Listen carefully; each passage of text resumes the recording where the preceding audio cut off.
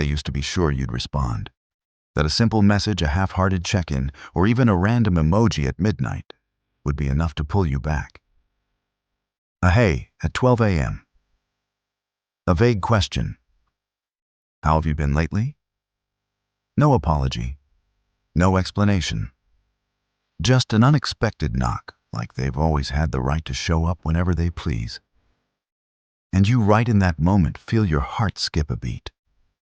Your hand hovers over the reply box. Your brain starts playing out scenes you thought you'd already shut down.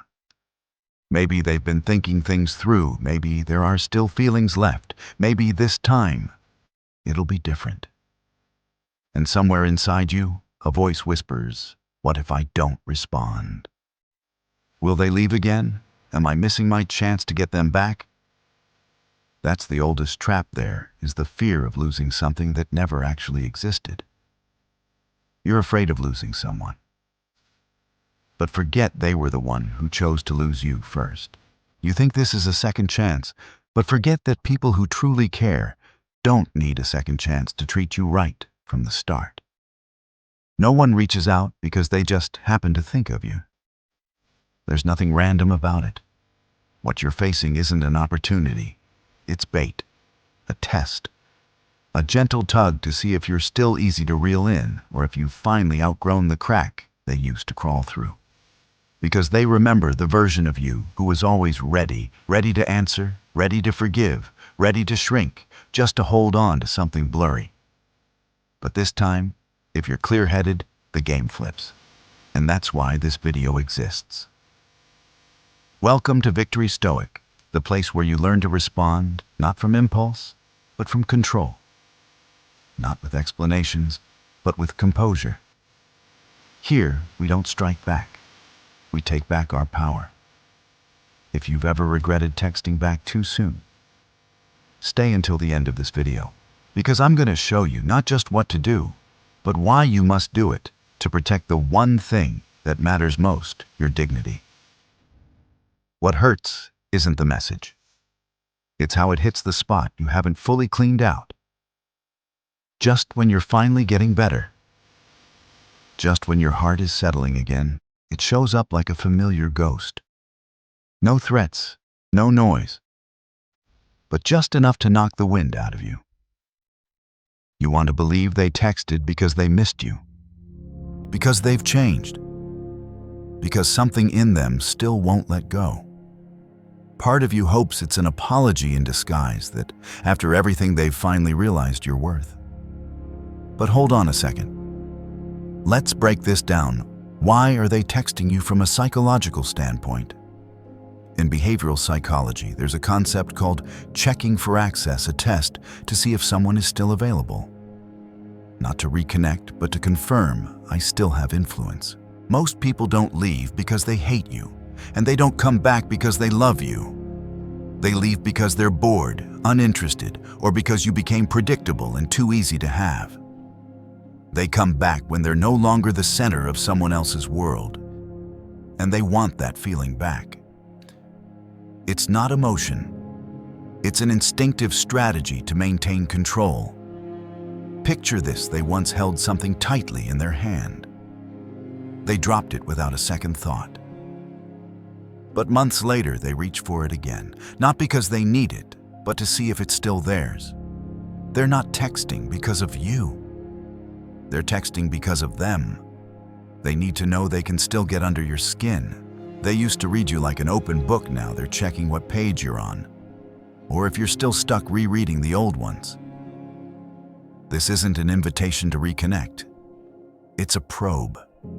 A subtle, emotional ping to see if you'll react, if you're still soft, still needing them. You might ask, why don't they just say it? Why not apologize? Be direct. Because being direct carries risk. It opens them up to rejection. A vague message lets them dodge responsibility. If you don't respond, they'll shrug it off. It was just a casual check-in. But if you do reply, even once they've got the upper hand again, this isn't about reconnection. It's about control. In other words, this isn't your ex coming back. This is someone who once had access, now checking if that access still works. Like someone who used to have your house key. After months of not using it, they come back and try the lock, not because they miss the house, but to see if the key still fits. And if the door opens, even if you never invited them, they know they still have a way in. The truth is, if they truly wanted to make things right, they wouldn't start with a cold. How have you been? They'd say something like, I know I messed up. I don't expect forgiveness right away. But if I have a chance, I want to make it right. How often do you see that kind of message? Almost never. Because most people don't want accountability. They just want your reaction. And you, if you're not fully aware, might give it to them. Even if it's just an emoji. The casual, yeah, I'm all right. That tiny reply, seemingly harmless, is all the confirmation they need. They still have emotional power over you. They don't need you back. They just need to know they still affect you. Because for someone who feeds on ego and attention, being remembered is a powerful drug. They can't stand that you're becoming colder. Can't stand your calm. Can't stand that you no longer react the way you used to. And if you've always been easy to hurt, they'll use the same formula, a dry message, maybe a joke. No apology, no clarity. Just enough to throw you off. The twisted part, or maybe the cruel part, is they phrase it in a way that makes you question everything. Do they still care? What if I don't reply? Maybe this time it's real, while you're sitting there asking, what does this mean? That they're not asking anything at all. They just want one thing, proof that you'll still respond with words, with an emoji, or even just a flicker of emotion on your face or in your chest. So let me remind you again, you weren't wrong for once believing. But you would be wrong not to pause now and look clearly at what's happening. Because if you keep reacting the same way, they'll keep coming back the same way, not with more love, just more tactics. Don't reply out of politeness. Don't reply to look mature. Don't reply out of hope. If you do respond, know why you're doing it, and understand that every word you send has a cost. And if you're unsure, the best move is no move at all.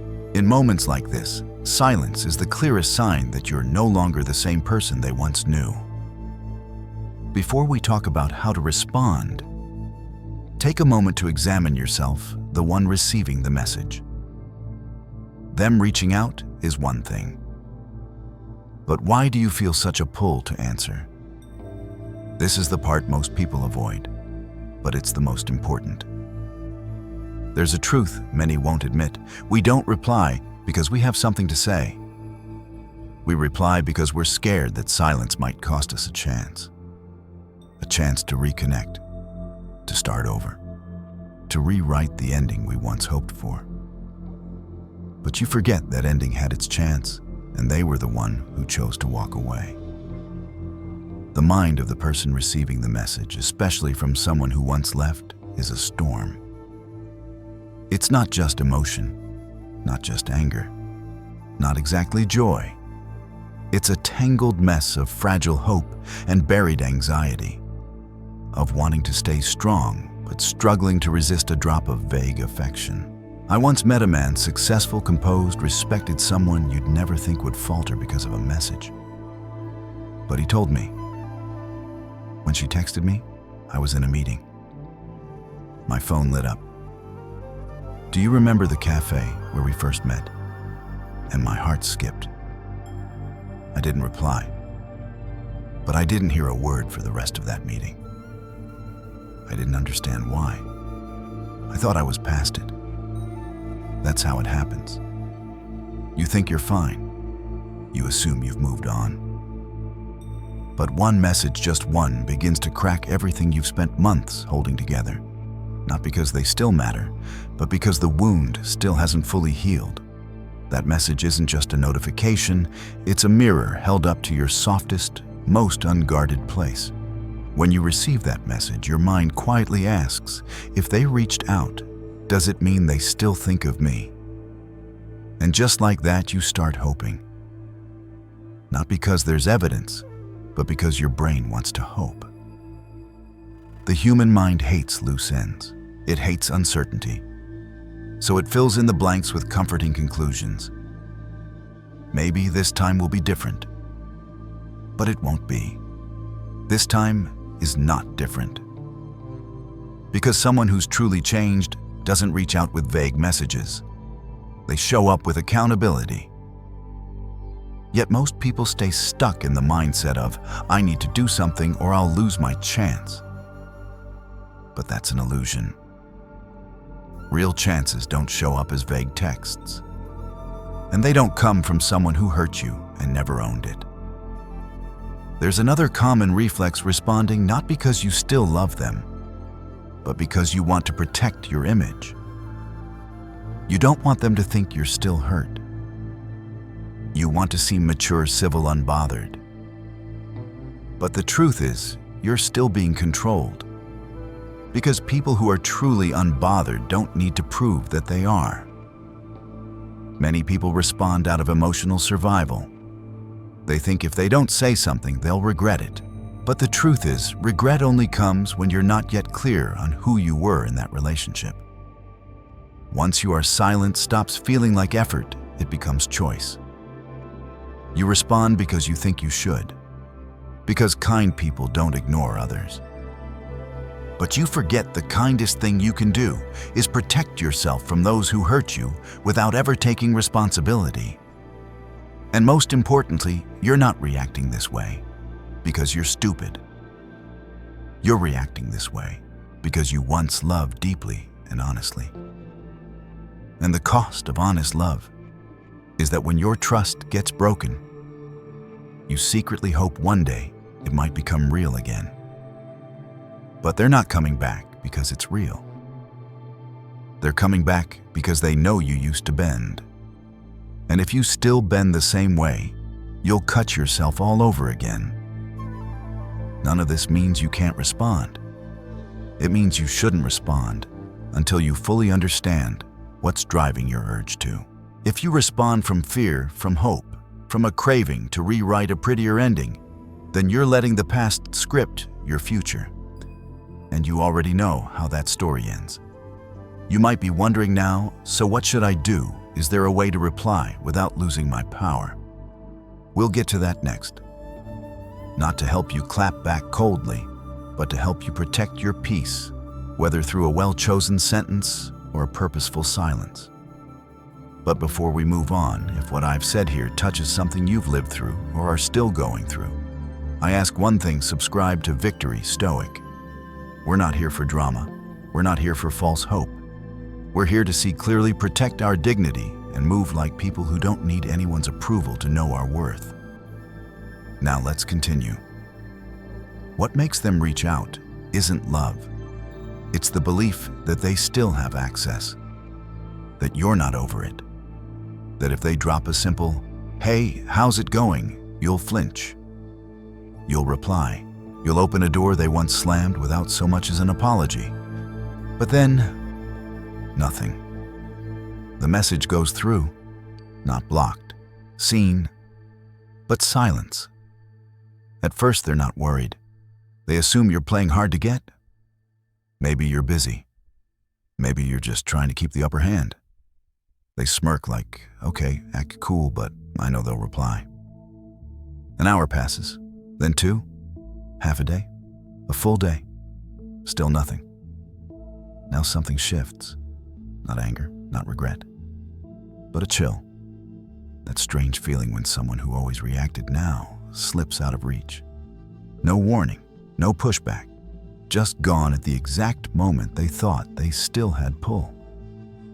If you think they don't care, you're wrong. The more manipulative someone is, the less they can handle losing control. And now they feel it's slipping. For the first time, they're in the spot you used to sit, staring at the phone, wondering, what are they thinking? Why aren't they replying?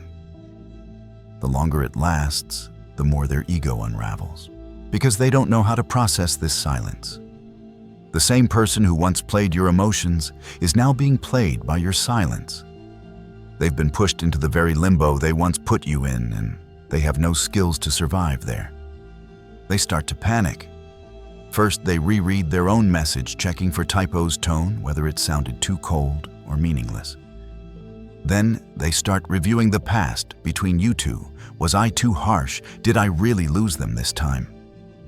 Slowly, the mental spirals begin. And the quieter you stay, the more control you have over those internal contractions. You don't need to block them. You don't need to lash out. All you need is to not reply, and now they're drowning in the very emotional storm they once forced you to weather alone. It's a silent but piercing shame. Shame for being dismissed. Shame for assuming they still mattered. Shame for believing deep down that they could always come back whenever they felt like it. Not anymore. The pain isn't from losing you. It's from no longer knowing where they stand in your heart. Whether you've moved on or still angry or simply don't care. Not knowing for someone like them is a punishment worse than hate. So they start doing what you used to do. Checking their phone, making excuses, telling themselves maybe they're busy. Maybe they're thinking, I'll just send one more something light. They become who you used to be. With one difference, you're no longer there. This isn't just insecurity. It's the collapse of an ego that once thought it was untouchable, an identity built on the reaction of others. And now that you no longer react, it doesn't know where to anchor itself. This is emotional bankruptcy. Not heartbreak, but the loss of access. The pain of no longer having a place in the world of someone who once reserved a seat just for you. They might get angry. They might try to blame you. They'll call you cold, arrogant, immature, but that's just defense. Because they can't handle the truth, they're no longer special. And more importantly, they no longer have any power over you. That's when they'll start remembering everything. The way you looked at them, the messages you used to send, the second chances you created out of nothing. All of it now feels like a gift thrown away, and they don't know how to ask for it back. When you stay silent, you're not just ending a conversation. You're forcing them to face themselves in a mirror with no filters. And in that reflection, they don't see someone in control. They see someone who no longer matters in a space where they once ruled. Maybe they'll try again. Maybe they'll send another message. But this time, it won't be with confidence. It'll be with fear. Fear that you won't respond. Fear of looking pathetic. Fear that this second message will be the undeniable proof that the game is over and you've already left it behind. You might be thinking, okay, this makes sense. But do they really feel that way? Can my silence actually have that much impact? The answer is yes. But you'll never see it. The person who once hurt you will never admit they're now tormented by your silence. They won't confess their quiet panic when you stop reacting like before. They won't message you saying, I'm confused. I don't understand why you're not responding. Instead, they'll go silent too, not because they're calm, but because they're completely lost. To help you understand what they feel in that moment, let me tell you a story. Not to make you feel smug, but to show you your silence is not meaningless. It's the clearest statement you can make. You've stepped off the board, and they can't keep playing alone. Story 1. The test message in the concrete wall of seen, but no reply. I used to be sure he would always be there, always pick up, always reply instantly. He was gentle, patient, and just naive enough, not someone to love, but someone to keep around. A backup, a safety net with no voice. I knew it. When I was mad at someone else, I'd text him. When I failed at something, I'd vent to him. When someone I liked treated me poorly, I ran to him like a charging station. And he always listened, never judged, Never said no. Never asked for anything. He loved me, so I figured a little mistreatment wouldn't hurt. I used to think, why would I date someone like that? I just need to know they're still there. He was like a car already running. I could just hop in and go. No need to ask. No schedule. And I stepped out of that car the same way someone switches rides casually without a second thought. Time passed. I dated other men, got hurt in other ways, and slowly I realized no one stayed like he did. No one had that kind of patience. No one made me feel like the center of their world, even when I gave them nothing. Then, one late night, I picked up my phone and typed, "Hey babe, I thought about writing something longer." But no, that was enough. I figured that was already generous. He'd definitely get the message. After all, he'd probably been crying over me all this time, right? Maybe scrolling through my photos, longing for me. So a single message, even just an emoji, would be enough to make him come running back. He'd know this was me checking in, like no time had passed. Like we were still frozen mid-story. I waited. 10 minutes, nothing. An hour, no reply. I checked again. Message seen. At first I was calm. He's probably busy. He'll text back. 3 hours, 6, a day, 2. Still nothing. Then my heart started pounding, not out of love, but fear. Fear that I was no longer in his emotional orbit. That he had cleared me out, moved on, was living a life I wasn't a part of anymore. He didn't worship me anymore. I felt humiliated, not because he rejected me, but because for the first time, he didn't react. He didn't come outside to greet me like he used to. He wasn't predictable. He wasn't a mirror reflecting back my power. I started to hate him. Then I turned on myself. It was just a message. Why wouldn't he answer? But I knew. Deep down, I knew I had gambled with that message. For the first time, I lost completely. Story 2. A single. Hey, and the ego that couldn't take it. I used to have control over her.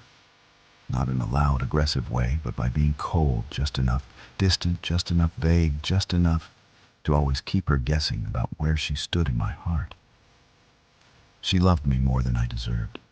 I'd read her long texts and just react with an emoji. Some days, I wouldn't respond at all. Then, I'd reappear as if nothing happened. I knew she was hurting, but I also knew she feared losing me more than she feared the pain. And I used that. I never officially ended things. I just slowly faded, making her chase after me. Then life got busy. I got tired. I forgot. Whatever. I always thought I could pick her back up like an old toy in the attic. Blow off the dust, play again like nothing ever happened. But she disappeared. No messages, no calls, no emotional breakdowns. It was like she'd never existed. At first, I felt relieved. Seriously, it was peaceful. But gradually, something started to feel off hollow. On good days, no one to share the joy. When I posted a story, her little red heart didn't show up anymore. She used to be the only one who saw the parts of me I wasn't proud of. And now, nothing. No reaction, no presence. One night I saw her post something. Just a regular photo sitting with friends smiling a little. But something in me stirred. I didn't understand why. I just knew I wanted to knock on the door. So I replied, "Hey," no begging, no apology. Just one word, a tap to check if the line was still open. I'd done it before. One word was always enough. She'd open up. She'd respond. She'd wag her tail like someone still needing me. But this time, nothing. No scene, no reply. An hour passed, then 2, then a day. Something sharp started rising in my chest. I checked her profile.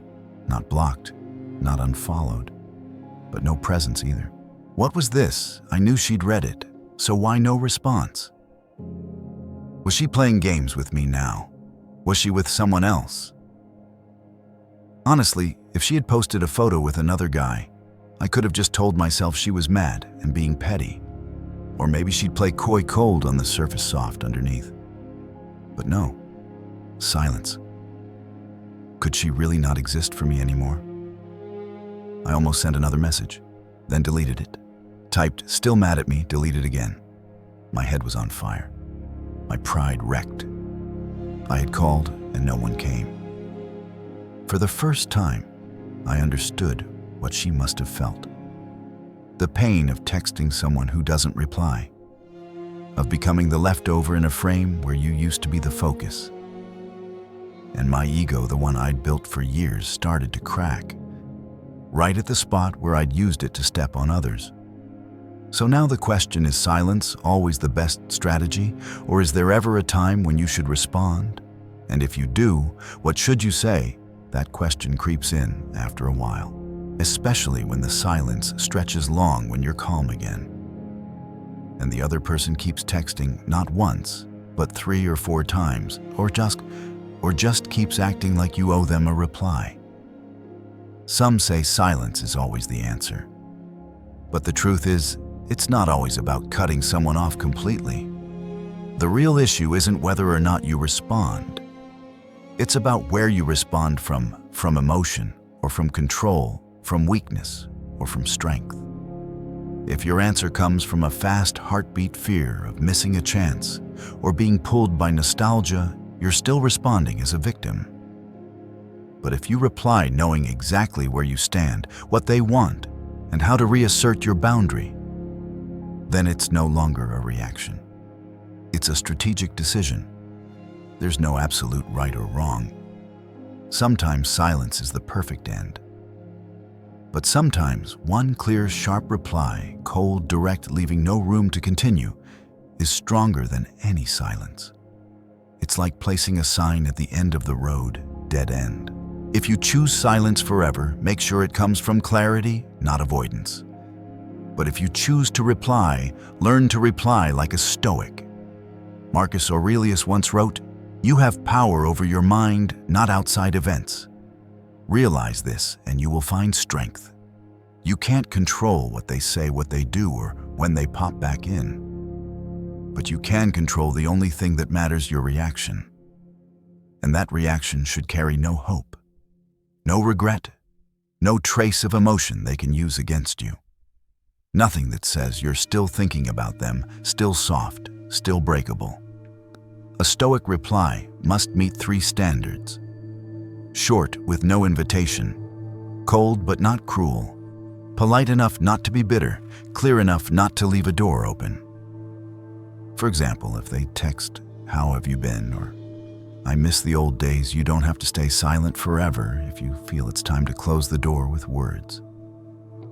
But never say things like, "I'm okay. I think about you sometimes too." That's a rope for them to climb back in. Instead, say, "I'm well. I hope you are too. Things have changed. But thanks for checking in. I've moved on. I hope you have too." Don't ask anything back. Don't open a conversation. Don't be ambiguous. If you want to be colder, firmer, just react with a heart emoji or say, "Thanks." It's not impolite. It's not revenge. Because only when you still care do you seek revenge. You don't owe them warmth. You don't need to leave a good impression on someone who abandoned you when you needed them most. You don't need to be agreeable with someone who treated you like a backup plan. And you absolutely don't exist just to help someone else feel valuable again. Stoicism doesn't teach eternal silence. It teaches you to respond with reason, not reflex. Not to retaliate out of pain, not to reopen because of old memories, not to bow out of guilt. But because you know this prolonged silence can be a strategy, but the right response is a closing act. Many people here stay silent and use it as revenge. But silence has no strength when you're still hoping for another message. When you're still glued to your phone, when every notification feels like a victory. That's not silence, that's pretending. True silence, or a true response, must come from a place with no more emotional pull, or from clarity, knowing exactly where this message will lead. Pain will repeat endlessly, and trust pride will fall to the bottom again. If you need to respond to reestablish your boundary, do it. But only if you need nothing from them. Not a story, not a reply, not their understanding. When you reply from a steady place, even a single word can shatter their illusion. Remember this: someone who once made you feel small no longer deserves to see you uncertain. And you who once saw yourself as the backup plan now have the chance to reply like someone who knows exactly what they're worth.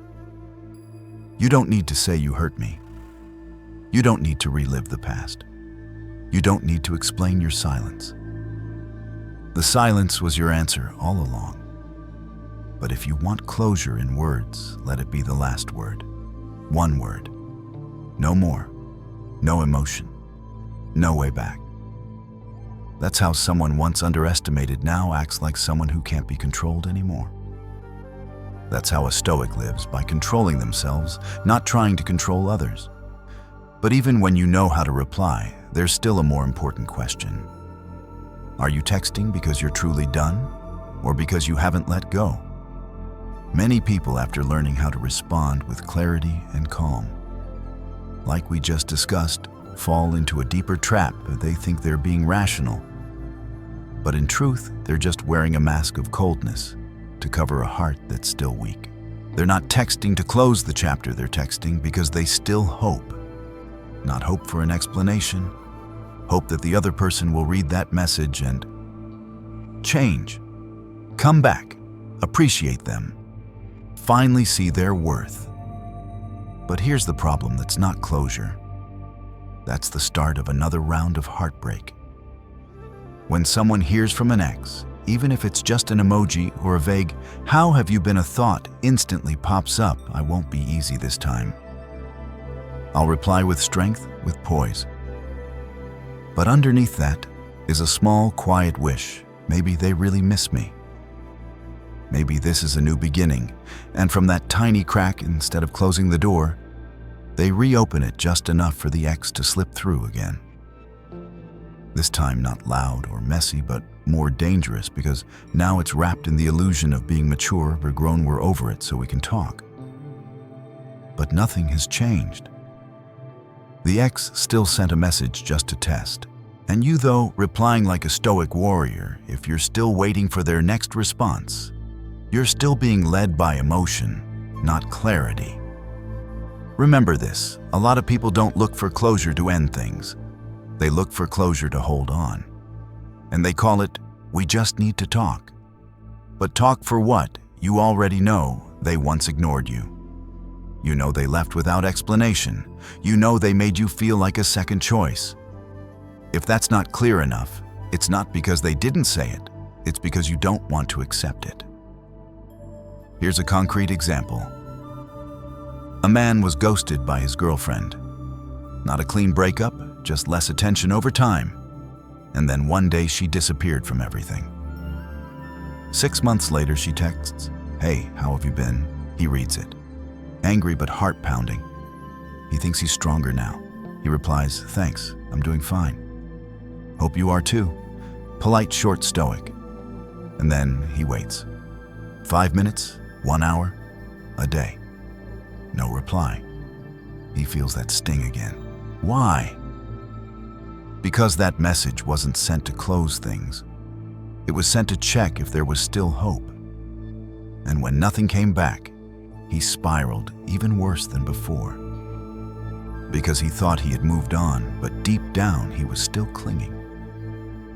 He starts blaming himself for being too cold in his message, for missing his one shot to reconnect. What he doesn't realize is she got what she came for. She saw she still had an effect, and then left again. No matter how sweet or kind he was, the result would have been the same loss. There's a quote to remember: don't use logic to justify emotional weakness. You don't need to reply just to end it clearly. Their silence and exit already were your clarity. What you're really looking for is the feeling of being chosen again. And that doesn't come from reasons or apologies. It only comes when you choose yourself. You have to be honest and remember how that relationship ended what they did, and open your eyes to what really happened. If you can't tell the difference between wanting to be understood and wanting to be loved again, you're setting yourself up to lose, even if the message you send sounds sharp and composed.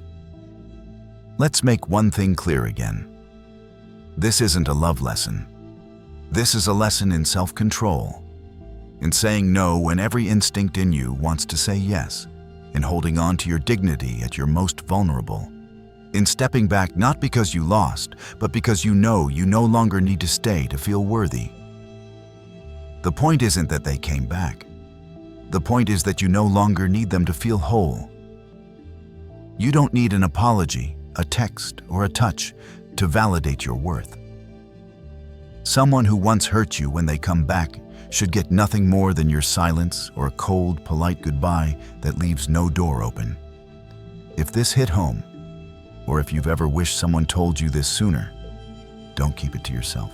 Send this video to someone who's still stuck over a scene of hey from someone unworthy.